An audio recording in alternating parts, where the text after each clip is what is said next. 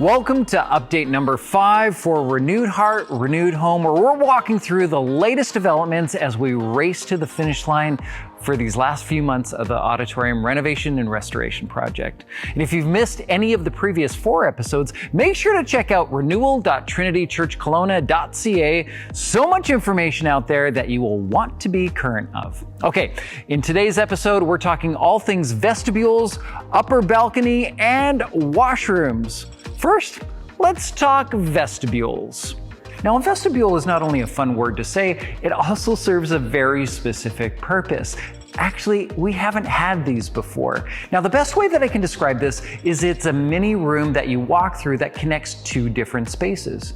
Now, previously, the auditorium had 8 doorways, and each of them opened into an aisle that there were pews between. Now, this made an easy flow for people to walk between the auditorium and the lobby, but equally as easy for sound and light to flow as well. So if there were lots of people still congregating in the lobby as the service started, that sound transferred freely into the auditorium as well. Not great. The same would happen with light. Our lobby has lots of natural, awesome light. But because we use video projection in the auditorium, the light levels need to be carefully controlled to keep the screens clearly visible. When the lobby doors would be opened in the past, that daylight would spill directly toward the stage, and often you would see the shadow of anyone walking through the door pass across the screens, washing out the projected image. But no more. Just like in a theater space, these sound light lock vestibules will minimize the amount of sound transference and eliminate any daylight bleed from the lobby into the auditorium. These vestibules will not only consolidate the prior 8 entrances into 2. That will open into kind of a ring road now across the back of the auditorium. So you can easily access any seat in any section without walking in front of anyone already seated. Now, how cool is that? Okay, now let's take a walk up, way up to the upper balcony. Ready? Here we go. Okay, when this part of the auditorium was built 22 years ago, the upper balcony was designed to provide maximum seating for large events like graduations and Easters and Christmases and concerts. Now, for those events, this space was fabulous, certainly better than being stuck out in the lobby. But for our weekend services, it was rarely ever used. So the architectural design team thought of a brilliant idea to make the room feel more symmetrical and to eliminate any empty, cavernous kind of feeling. The 7-foot pony wall behind me was built to separate the lower balcony from the upper balcony. Then a system of pipe and drape was integrated into the pony wall so that fire-rated curtains could be extended from the wall high enough to block sightlines, but not high enough to inhibit any air circulation or sprinkler coverage. So when the upper balcony isn't needed, it would be camouflaged into the rest of the balcony aesthetics so that you wouldn't even know that it's there.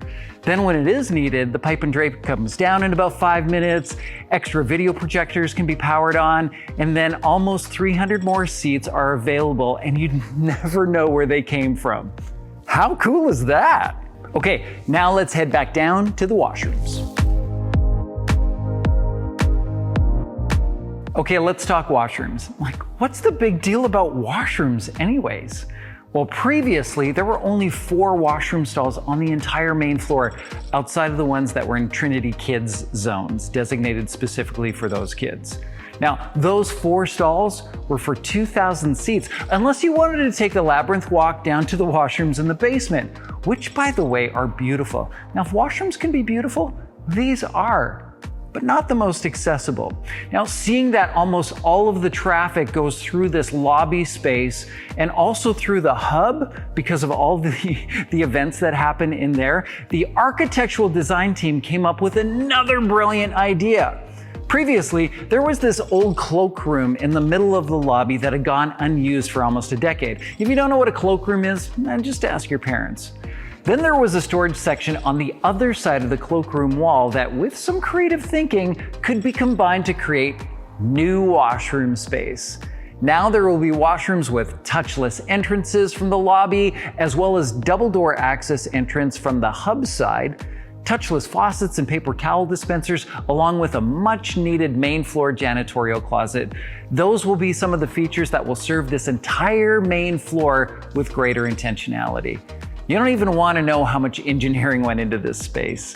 Part of the basement needed to be reconfigured to accommodate the plumbing. A portion of the concrete right here in the lobby needed to be excavated so that we could tap into a previous existing sewer line. There was a lot.